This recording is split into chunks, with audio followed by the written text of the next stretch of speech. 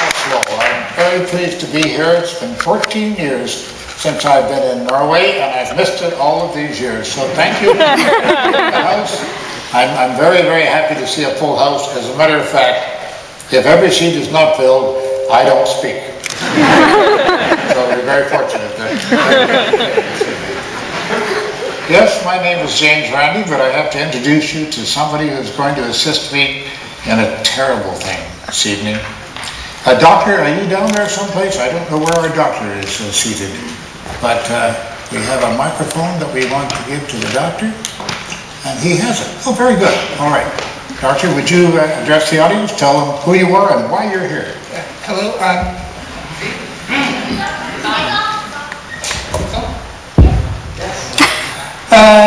I'm a pediatrician, and my name is Daniel Øyan, and I'm here to administer homeopathic caffeine.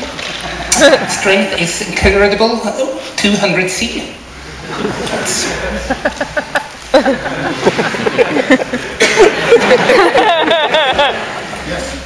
I am going to commit suicide right here on the stage. I am going to thank you.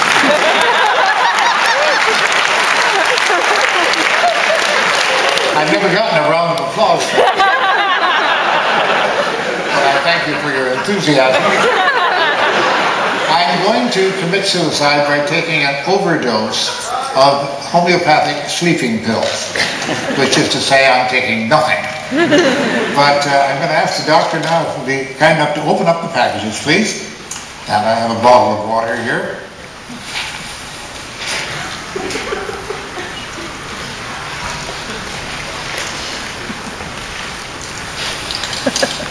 Right. Oh, can you get it open? That's the big problem. Oh, there we go. All right.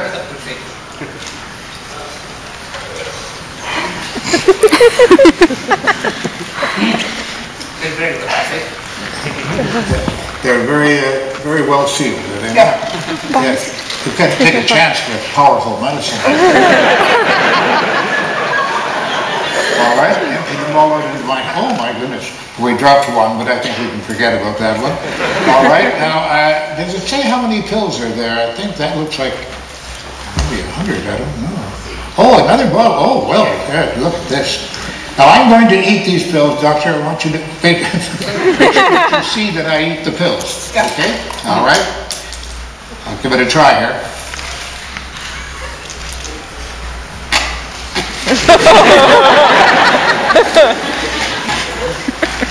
One more. Delicious.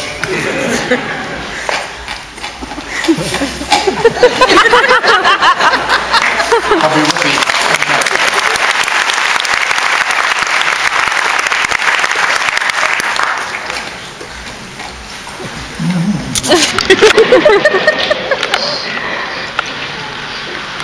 There we are.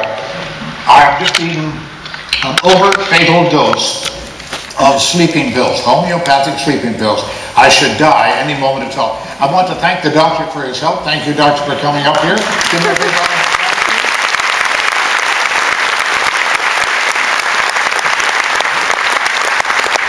I think I'm going to live through the evening, but I'm never quite sure.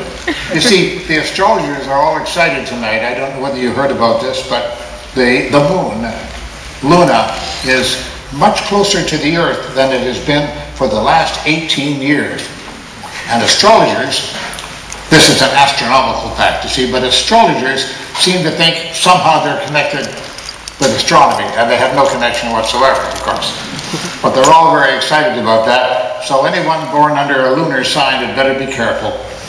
Or maybe they'll get fabulously rich, or marry the girl of their dreams. I don't know what's going to happen, but my only connection with astronomy, really, is the fact that I was a good friend of Arthur C. Clarke, who wrote the various science fiction movies that are so famous, of course. And I had quite a thrill some years ago. I was called by the Astronomical Union, the International Astronomical Union, and they told me that an asteroid had been named after me. How about that? So I picked up the phone and I called Sir Arthur C. Clarke in Sri Lanka, And I said, Arthur, guess what? They've named an asteroid after me. I'm all excited. And he paused for a moment, and he said, yes, I had one named after me 8 years ago. I wasn't very happy about that. So I got a hold of Google. Of course, Google, as you know, knows everything. And I went on my computer and I found out that asteroid Clark, named after Sir Arthur C. Clarke, had an average dimension on the largest size of 7 kilometers. And I looked up asteroid Randi, and I had the great pleasure of writing to Arthur C. Clarke and saying, Arthur, I just discovered that your asteroid has a side of 7 kilometers. Mine has a side of 11 kilometers. Arthur, my asteroid is bigger than your asteroid.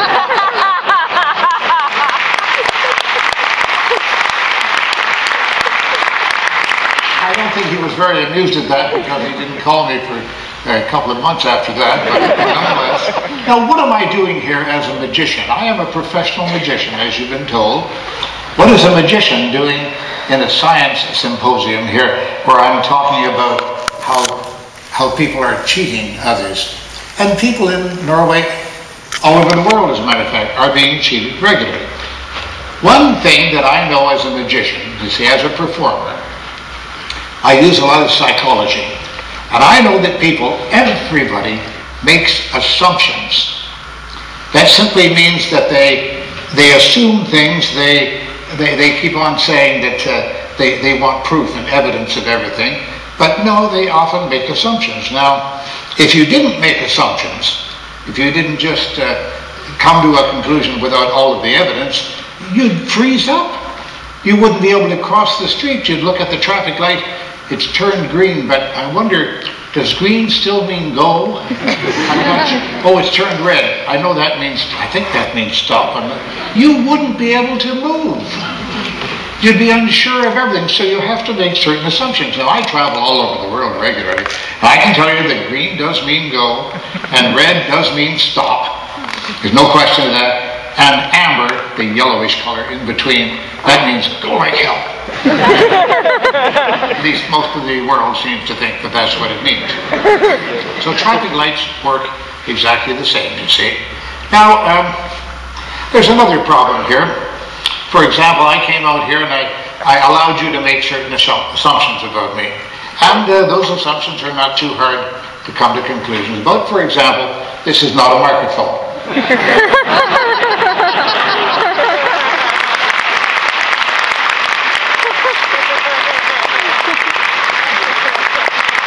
It was a microphone, didn't you?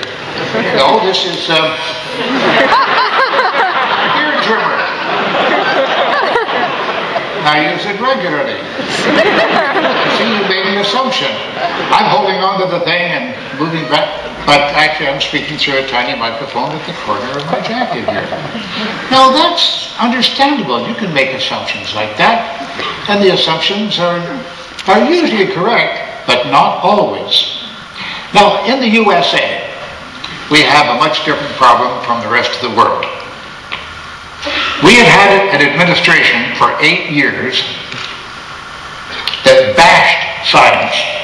It was very much against science.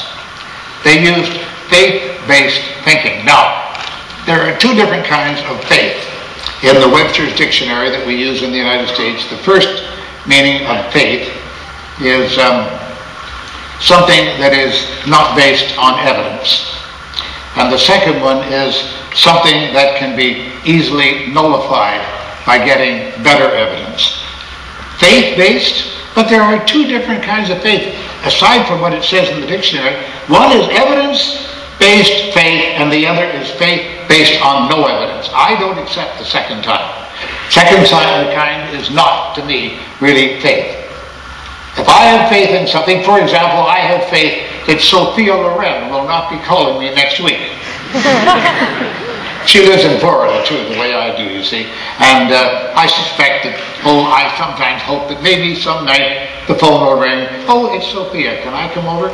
Well, that might happen, but I very much doubt that. I have a favorite fantasy, I must tell you about that.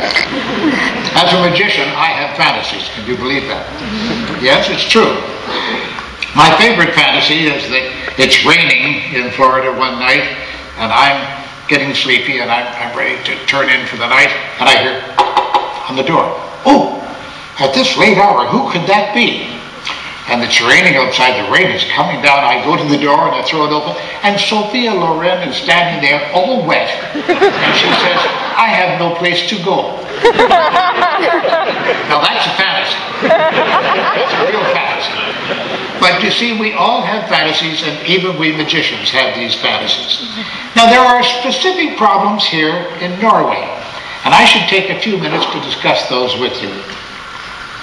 I understand that in this country you have about 50 alternative medicine fairs featuring holistic medicine and attracting some 100,000 visitors a year. You're not unique in this respect. This happens all over the world. It's international. I'm told that you have one unique feature that most of the other countries don't have, a search engine for alternative treatments that has 21,700 entries under it. You must be very hungry for alternatives if you can't trust regular medicine.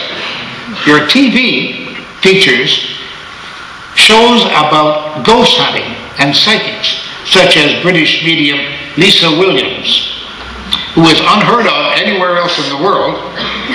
Surveys show that some 23% of Norwegians believe in life after death. I think that's a silly belief, because I don't have any proof of life after death. Therefore, I tend not to believe in it. No wonder that Lisa refers to Norway as her biggest market. It may be her only market, I'm not sure. No one else has ever heard of her.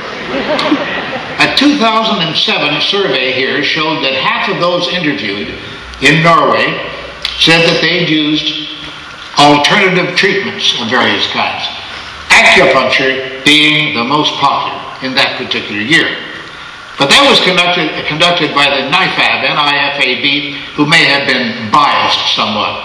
In 2008, another survey, government-sponsored this time, showed that only 16% of adults claimed to use AT, but they were paying an average of 2,500 Norwegian kroner.